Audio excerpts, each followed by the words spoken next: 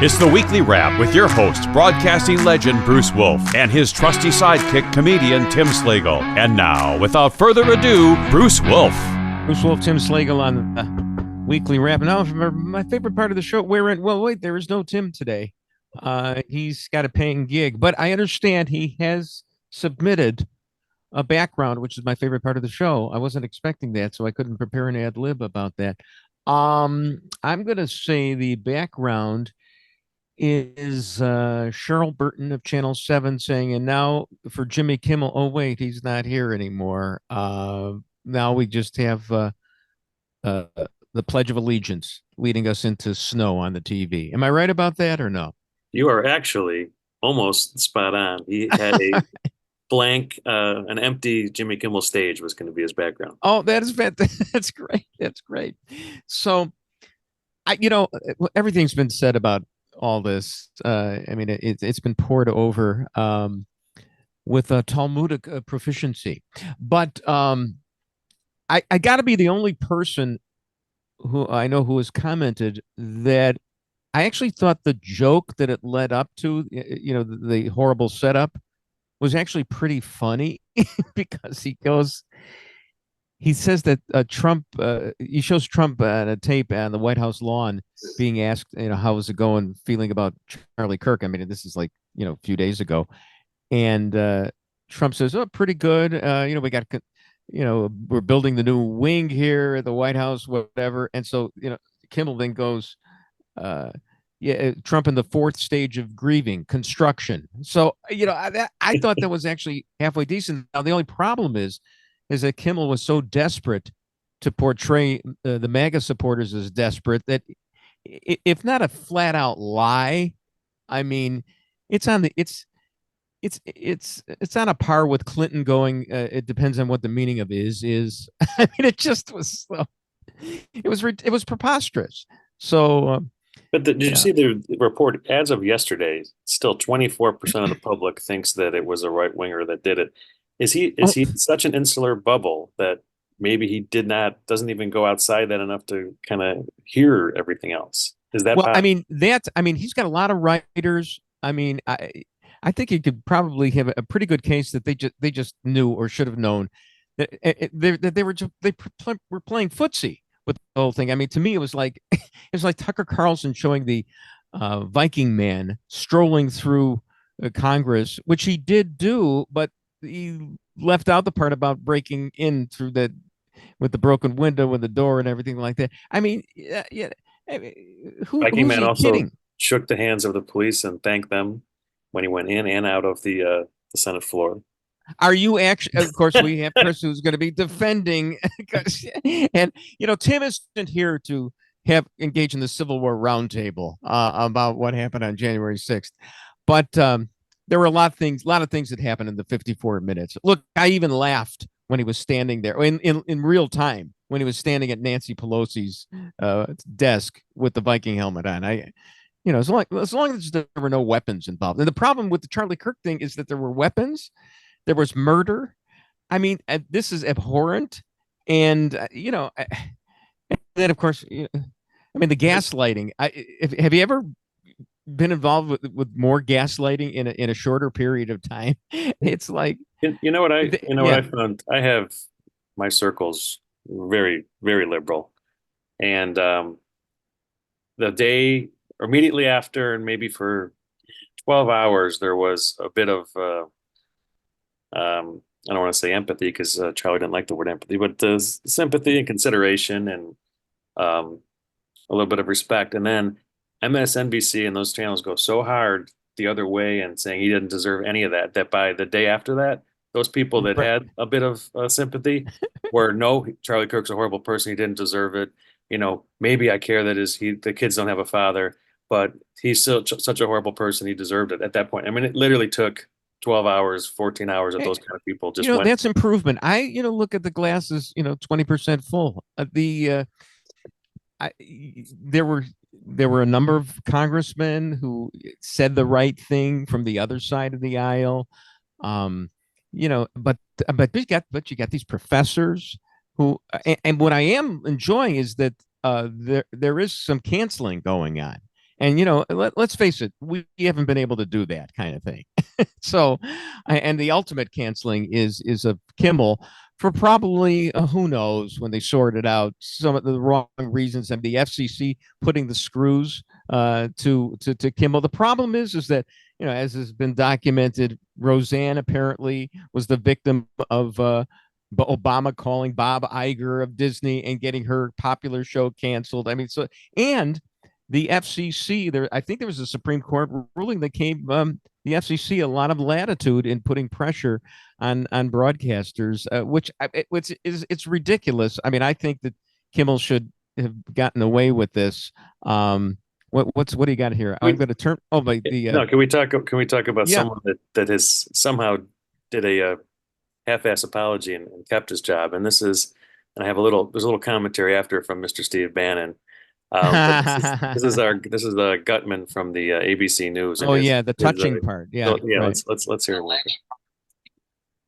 such specific text messages about the alleged murder weapon, where it was hidden, how it was placed, what was on it, but also it was very touching in a way that I think many of us didn't expect. A very intimate portrait into this relationship between the suspect's roommate and the suspect himself, with him repeatedly calling his roommate, who is transitioning, calling him my love, and I want to protect you, my love. So it was this duality of someone who the attorney said not only jeopardized the life of Charlie Kirk and the crowd, but was doing it in front of children, which is one of the aggravating circumstances of this case. And on the other hand, he was, speaking so lovingly about his partner. So a very interesting and, as Pierre said, riveting press conference, David. Wow, can't tell David Muir is the executive editor of ABC News. What are you talking about, dude? Duality? Play this again. I gotta have this again. If that guy is on the payroll at ABC News by the close of business, then anybody that ever watches ABC News not on this list. It's just adding to this madness. Well, that goes for Tim Slagle and his wife, apparently, who watch ABC News religiously. I think David Muir should lose his gym membership over this. So his guns go flaccid. Matt Gutman did apologize the next day for this. Very tepid apology, and of course, it was a sorry, not sorry, and nobody ever really apologizes. So, no, I wanted to Matt, show us on the doll where it touched you. I really it was bad. No, I was kind of hoping that Mark Greco were still around, so that he could say Jimmy Kimmel is not up next, because even though he's the village idiot, the FCC has no business telling him to get smart. And even a ditz like you, Cheryl, can understand that.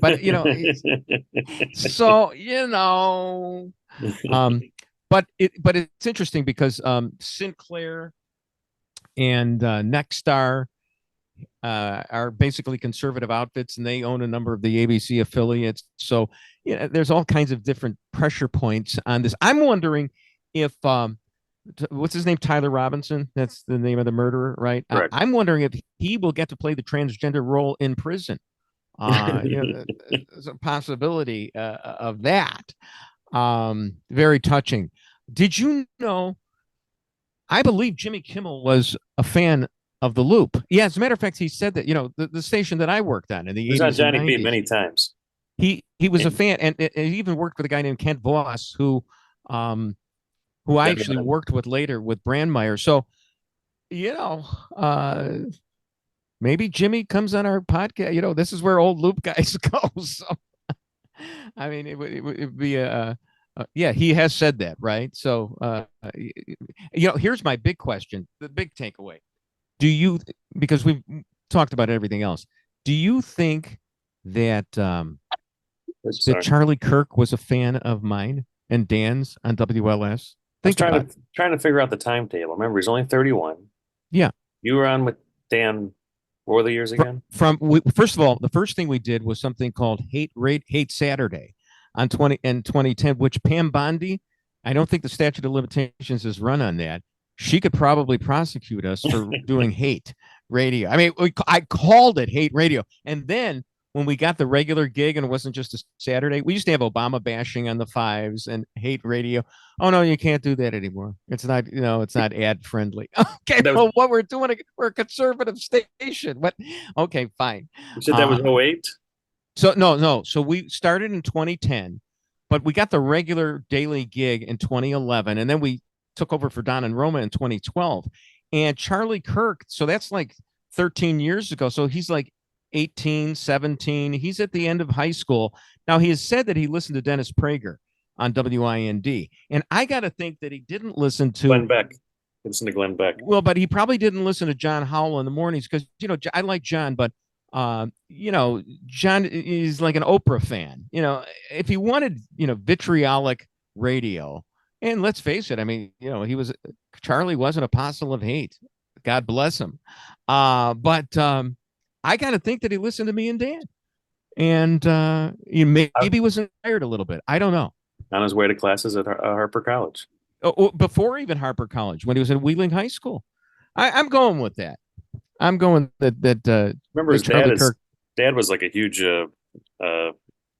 Barrington Township or something, or whatever that township is, Republican, and like led something up there. So even in the car, if Pops had it on, you were probably on at some point. I got to think that's the way it happened. Now, what's an interesting thing about this Robinson.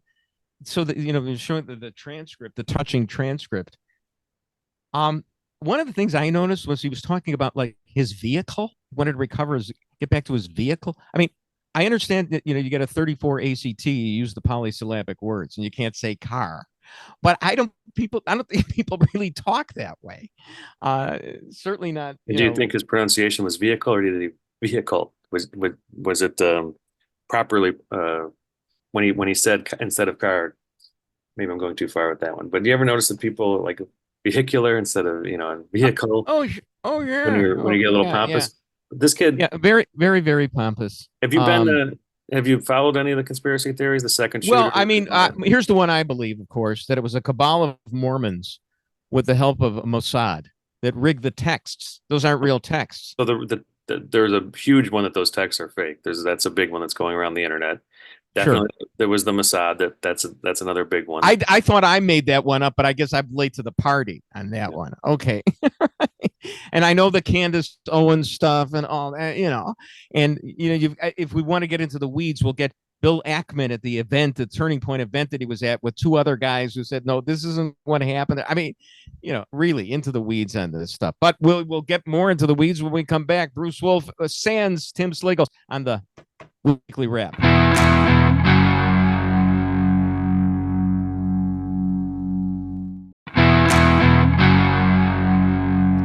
Bruce Wolf, sans Tim Slagles on the Weekly Wrap. So everybody's the lamp. Oh, let's talk about Karen Attiah. Is that what her name? Fired by WAPO because all she did was misquote Charlie Kirk. Purposely misquote. Purposely misquote, though. Yeah, unless she copied it from somebody else, and as a journalist not doing her own research, she deserves to be fired just for that. I mean, basically, she said that he said that black women can't do the jobs that white women do. I mean, he was specifying 4 black women, which he was totally right about. Ketanji Jackson. 4 black, and the congresswoman goes to the floor in the if you watch the long clip and says, "I'm only here because of affirmative action." Literally says it. Right. No, I get it. So yeah, it's so she gets fired. And she was the one, I believe, who is just worried about free speech. I think, correct me if I'm wrong, she's the one who she gets fired by the Washington Post, but she was at the New York Times and saw to it that the Tom Cotton op-ed a few years ago, the guy who allowed that would get fired. So she was in favor of free speech for me, but not free speech for thee. I mean, it's, and I understand that. But let me fact check that really quick. You're sure on that one? About you? I don't know. I'm making that up. Wasn't she at the New York Times when that happened? When the Tom Cotton op-ed happened? And we could stop the tape here and no, I'm checking. I'm doing a real-time fact check for you. Yeah. and it says she did lobby the editor for against publishing Tom Cotton. You are Yeah. correct. Okay. So there you go. So there you go. All right, let's go to I love Hirano. Speaking of incompetent women, she had Kash Patel testifying, and she was talking about, if I could just skip ahead here. Oh, yeah. So Senator Mazie Hirano says female FBI applicants struggle to do pull-ups because of physiological differences. Kash Patel says, if you want to chase down a bad guy and put him in handcuffs, you better be able to do a pull-up. Doing one pull-up is not harsh. Now, I got to say, this is nonsense, Kash Patel. I saw Keira Knightley spindle, fold, and mutilate bad guys in Black Doves. Did you see that one? And she was wearing a gown from Pride and Prejudice while she was doing it. So women can do all this stuff that a man can do. I mean, you just haven't watched the right movies. Are you ever amazed that sometimes the level of just unremarkable people that are elected to office, and Hirono is at the top of that list, just completely. I mean, I don't know the IQ level, but just not a very bright person. Well, Hank Johnson, he was a great one. When he thought, didn't he think Guam was going to sink? It was going to tip over. It was going to tip over. I'm not sink. It was just going to tip over because of too much personnel there. Yeah. Don Lemon, not elected, but he's been poking his head in on this situation, and every time he does, all you have to remember is that he thought that flight might have been lost in a black hole. Right. I mean, that I fall for internet memes. I'm gullible. I'm naive, but and I know you get more clicks when you have the confrontations. But Dom Lemon is posting those confrontations. He's shocked at how much pushback he gets when he asks questions that because he lives in his bubble, that he assumes he's going to get the answers he wants. And then that one guy, you see the British guy that came up to him and called him stupid, and his first reaction is to call the guy stupid back, and the guy goes, "You don't even know me. I've seen you on TV plenty of times. I know you. You don't even know me, and you're calling me that immediately." That's his reaction. Did that guy British? Yes. Oh, so automatically it's authentic because we love anything said with a British accent gets 10 more ACT points. Yes. Absolutely. Hey, if we could go back a little bit, there was and I sent you this. It's from Ben Bowman, B Sky. He's on Blue Sky. Ben Bowman. Okay. And he does this thing. It's mocking the Kirk supporters. It just and it says, it shows a video and he goes, "Ma'am, for $1, why was Charlie Kirk a great American hero?" Now, I just want to tell you about this because this guy, Ben Bowman, I love this guy. Okay. He was my producer on the show that I did on Channel 5 called Barely Today. It was on at 4:30 in the morning. And I should really nominate myself for Carol Marine's Silver Circle Jerk because I actually had to read around anti-Bush jokes that Ben would put into my teleprompter. I mean, I'm a broadcasting legend. It's 4:30 in the morning. You're lucky that I'm awake. And in my teleprompter, the script that I wrote, he's inserting George Bush jokes that I have to hop over. It's just like this guy did this. I mean, people don't realize what a hero I am. What? When his credentials are that he wrote for Red Eye Chicago, that the raggiest of rag newspapers. Remember that? Red Eye? Look, all I know is I actually relied on him because he would provide summaries of Game of Thrones every week, which I did not follow. I mean, I followed the summaries. So he was capable there. But yeah, right. I mean, radicals, we're surrounded by them all the time. And, he was undermining what I was doing, but I like a good tussle. Anyway. All right, where are we? Where are we going in this show? Oh, did you see the U.S. Postal Service honored my hero William F. Buckley Jr. with a stamp commemorating his 100th birthday, and a stamp for WFB. And I don't think it's inappropriate at this time to remember David Fry's impersonation of William F. Buckley. My tongue is so long that I'm the only person in the world who can lick an envelope when it's already in the mailbox. I mean, it's fitting that we remember him.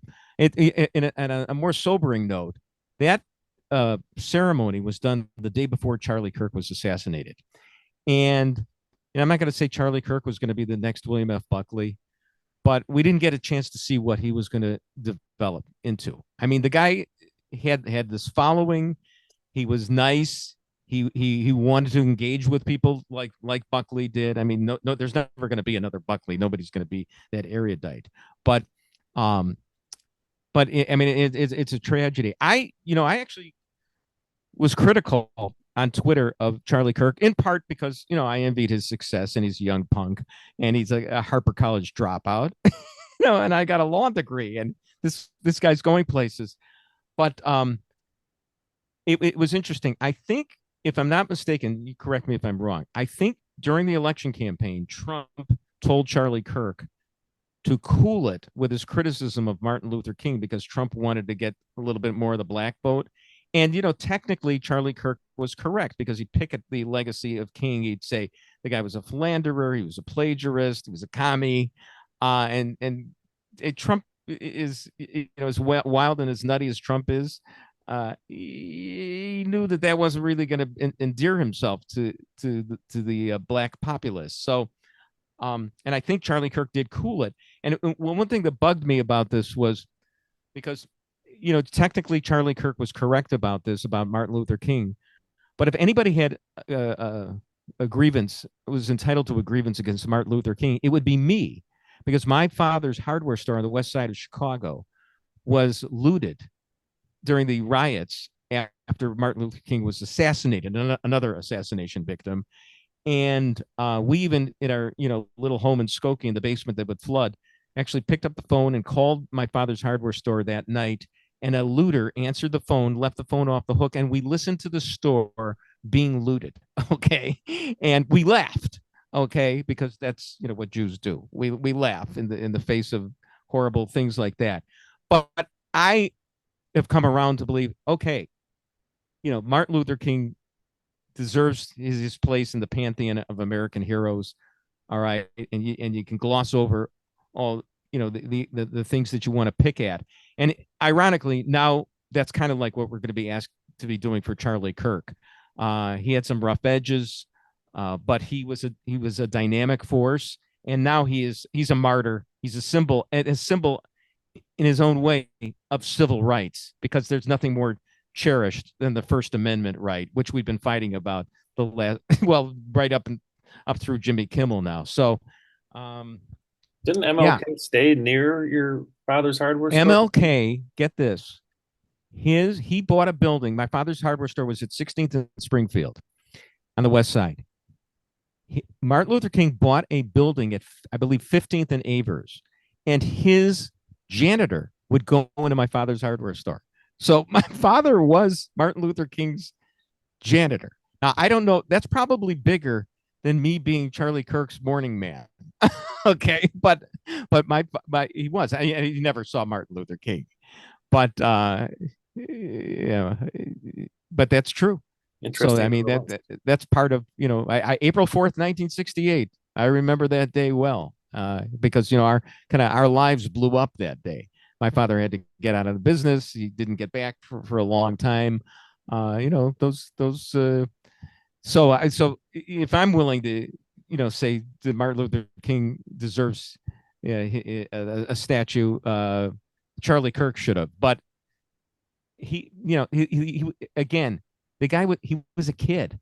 I mean, he had two little kids, and he's murdered by a kid. And when you get to be my ripe old age, it's just like they're all children, and they don't know what they're doing. And I mean, it's just absolutely horrifying. And it's really a litmus test now for how this nation reacts, because, and I think I see good signs. Maybe I'm a cockeyed optimist, but I see it might have all started with Cracker Barrel. Okay, it was like, we're not going to we're not taking this anymore. How's that CEO still have her job? Well, at least she relented. Jimmy Kimmel would be wise to do that if he could ever even come But all back, the but I don't think studies he and the will. transformations cost the company millions and millions and millions of dollars. She was completely wrong on all of it.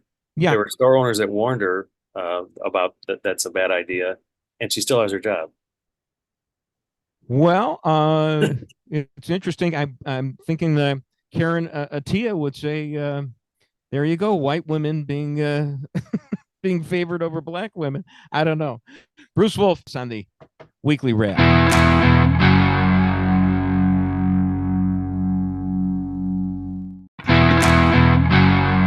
Bruce Wolf sans Tim Slagle on the Weekly Wrap. So, just closing the loop here on Charlie Kirk. You know, if this were Netflix fiction, we would trash the script. I mean, you'd have an activist shot by a transgender sympathizer while the activist is talking about transgender's violent streak. I mean, come on. And Bruce, you're becoming Steve Bannon. Steve Bannon said the same exact thing yesterday and said Hollywood would reject the script because it's too on point. And then after the text messages were read, he said someone wrote these text messages. These are not two human beings communicating. He said that everything sounds fake. Well, I did say before that, I mean, using vehicle, that's the thing. Nobody talks that way. Although, you know, you're 34 ACT. I mean, maybe they're different. Plus, I mean, come on, the kid, he's got a kind of freaky streak too. I mean, he becomes an assassin. Most kids don't do that. Bruce, you're a Northwestern grad. What do you call your automobile? A junk is what you're right. Yes, I do not call it a vehicle. I'm your vehicle, baby. I'll take you anywhere you want to go. You probably did you take the ACT or did you take the I took both. You took both. And I got a 28 on the ACT, which was good in those days. I mean, it was good. 28 got me into Illinois, was my safe school. But yeah, 34. I mean, that's really smart.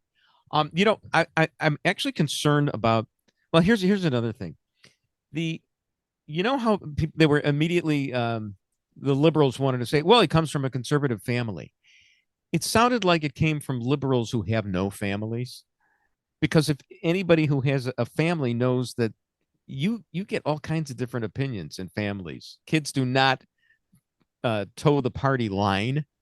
They don't. I mean, they all have their own views, and that's what Thanksgiving is for. People arguing with each other, not just with the crazy uncle, but with the kids as well. So, I mean, it didn't surprise me that he had this turn. And even if you come back to those views, you have a rebellious period. I'm right. 22, dating a trans guy. You don't know where he goes from there. Right. And to actually, this leads into what you're talking about earlier. If Charlie Kirk was a Bruce and Dan listener, Charlie Kirk, during our break, Charlie Kirk, I heard the quote. I actually listened to the segment. Rush Limbaugh had met Charlie Kirk for the first time. Right. And they played the clip, and Charlie says to him, "I grew up in a house where you were on the radio every day." So, see, that's Charlie Kirk. That's our station. Right. And by the way, we had better ratings than Rush Limbaugh. Okay. Yeah. Really? It's all about. You think Trump is the only guy who turns everything into a ratings thing? We're all that. I know that. I know that. You know what, Rush also said something that you touched on, and you both had the same thought. He goes, and in meeting him for the first time, he goes, I could see how all those people, when they said they met Bill Clinton, like back at Oxford and stuff, this guy had the it thing that he could be the president one day. And that's what Rush said about Charlie Kirk. Like you were saying, he could ascend to something greater. Ben Shapiro said the same thing, meeting him when he was a kid. I mean, you can see, you know, with me, when people saw me, it was going to be like, well, maybe he'll get to do an inning of a Cubs Sox game one year with Don Drysdale, you know, which is fine. We all have our roles to play. But I'm actually concerned about like people like J.K. Rowling, because she's been outspoken against transgenders, and she doesn't make public appearances like Charlie Kirk did, but her speeches now could be considered hate speech in where she lives, right? Definitely in England. Hey, how about Trump going? I mean, I didn't pay that much attention to it, but he had a dinner with with Prince King Charles III. Yes. I didn't even realize that he was King Charles III until I read it like yesterday. I didn't know which Roman know that numeral either. was after his name. But they had dinner with King Charles and Queen Camilla. Queen Camilla. But and it seems like it went off fine, right? I mean, we're not hearing They any. like each other, didn't they? I think so. They're kind of Which is laughing at each fascinating. other's speeches. Did you see the others in attendance? Marco Rubio was there. Okay. Obviously Melania, but did you see it was seated right next to Melania? It goes the Queen, or I guess she's not really the Queen. Can she be the Queen? No. I think she is the queen. Considered the Queen, but she can never be the wheel. No, she can Right. never take over. Okay, so then next to her is Melania, and right next to Melania is Chris Ruddy, the guy that runs Newsmax. How's he getting the seat there? That's literally right across from King Charles. Weird. I've seen pictures of like Marilyn Monroe meeting Queen Elizabeth, like in 1953. That's a famous photo. Remember Jim Thorpe, I believe, met I want to say the King of Norway, and he said his greeting to him was "Hi, King." So I mean, that's American. That's the way we Americans are. Anyway, all right, let's turn to Bruce's Jews news real quickly right here, so you can put the full screen of that. So I have this theory that Ivanka and Jared are, you talk about a Zionist conspiracy. Well, I'm Jewish, I could say this. I think they probably have a lot of influence on Trump's policy, and that may be a reason why they decided to low key it in the second term. I mean, does that make sense to you? I mean, they knew that coming up was going to be at some point. Israel's got to get rid of those Iran nuclear weapons, and that they're, So you're saying they have just as much influence, even though they don't have desks at the White House anymore. They've got his ear, but you never hear from them, and so it's not prominent that way. I mean, it's just. I mean, they did take a lot of heat the first term. Oh yeah.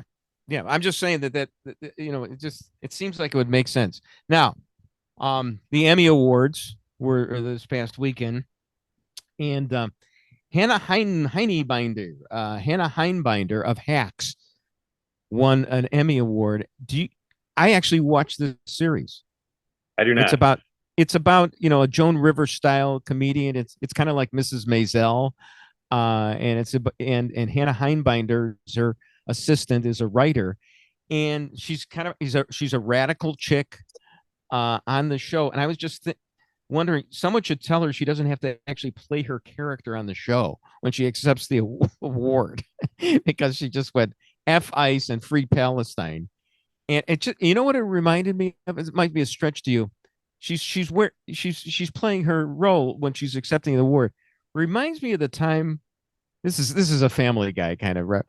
Tim Raines wore his Sox uniform to a Hooters after a game. I just saw that. Have you ever seen that? That's not true. It didn't actually happen? No, it was a spring training game, and it was like Hooters was invited for some reason, and so he wasn't actually at a Hooters. He's just outside with two Hooters girls and the manager. So they're wearing their Hooters outfits because it was. Yeah, but he's not really. He didn't really go drive up in his uniform to a Hooters. He did not. All right, I have to fall for at least that's the quotient. I mean, one Hooters, one internet meme I've got to fall for every day, every show that we have. Hey, it could be worse. I could be living in that bubble that Jimmy Kimmel is, where there's actually dialogue that you hear about transgenders, and he's shot by a transgender adjacent or boyfriend of a transgender, and somehow it's a MAGA conspiracy. Okay, so I could be worse. I could be Jimmy Kimmel. All right. Well, I'm sorry that anyway. Hannah Heinbinder did that. Now, the whole thing about the Hamas people, Palestinians starving. It reminds me of that starving, and they're starving, and next to them in the picture, just off the photo, is some fat terrorist next to them. It's reminiscent of Sam Kinnison's "Give Him a Sandwich" routine. Do you remember that one where? He starts with "You're living in the sand. Why don't you move where there's effing water?" Well, that's that's part of it, I think, or it may be another routine. But they're filming the commercial to donate money to the kids, and they got the director there and the film crew and Kinnison, and they got the starving kid with the bones sticking, the distended stomach and the bones sticking out, and Kinnison says, "Give him a sandwich." Don't. So that's kind of what it reminds me of when I see the New York Times stories and everything about the so-called starving terrorist children. So all right, can we go to this Genius Tech graphic? I saw this, and I'll read it for those of you visually impaired or who aren't actually watching this. There was a have you got that Genius Tech? Yeah, just a quick second. In 3, 2. So it says from Genius Tech: if someone from 1981 suddenly woke up in 2023, what would surprise them the most? And I say that them is a singular pronoun. Damn it. Okay. I mean, that's where everything, culture's downstream from grammar. Yeah. So there you go. All right, Bruce Wolf on the Weekly Wrap.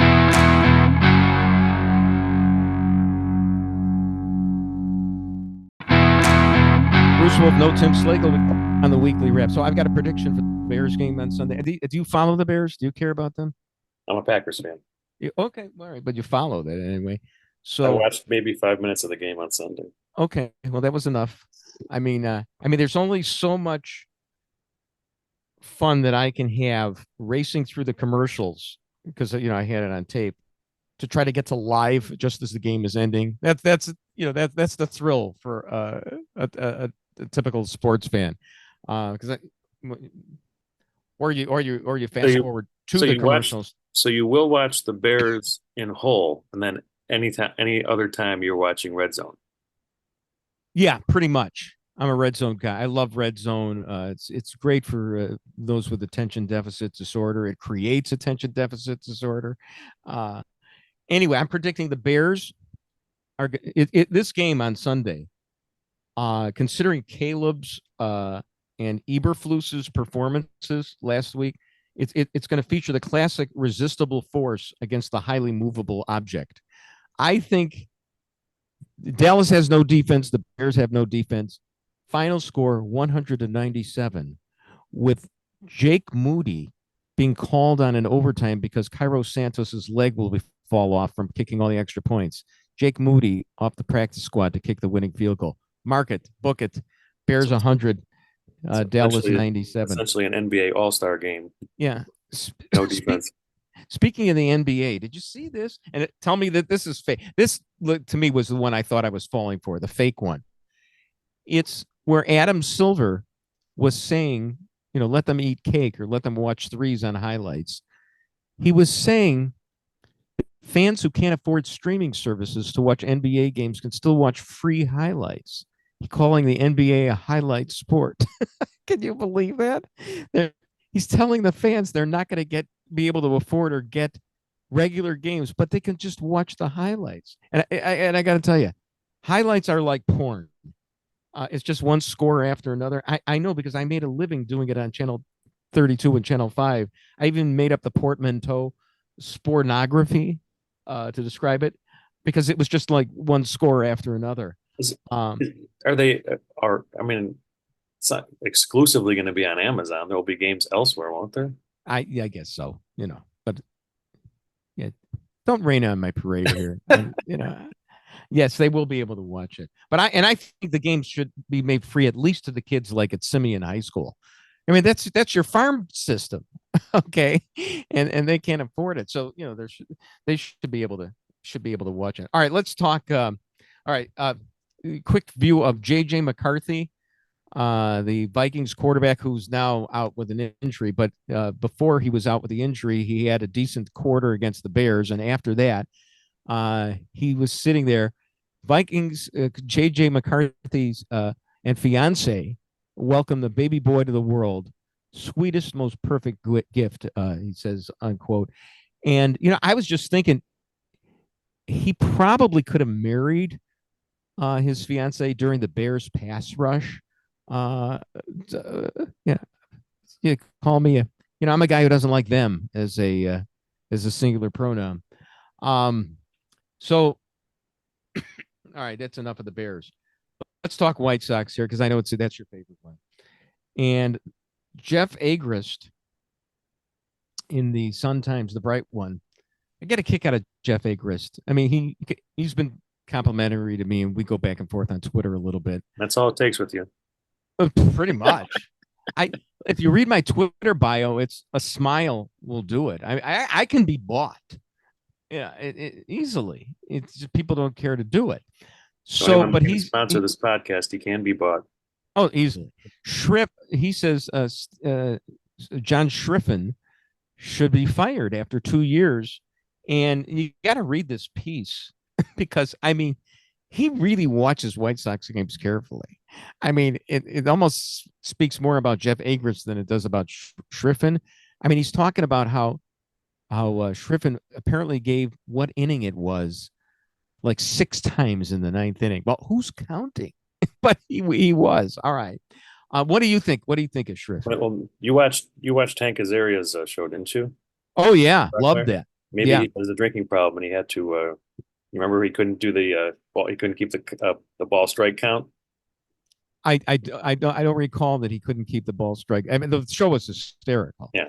Joe Buck was great in it. I can't even say some of the things I hate Joe Buck, and he was hilarious in that. The lines that gave him, the fact that one of the lines was, and it's done in the unmistakable Joe Buck voice, and it just nonchalant. I don't even know how to paraphrase it, but he says at one point, "Well, I'm from Florida, and in Florida we like to have a finger stuck." And I mean, it's just like, and it's because it's Joe Buck. It's it's the guy in the next breath who's going to be saying, Joe Buck here with the Hall of Famer Troy Aikman.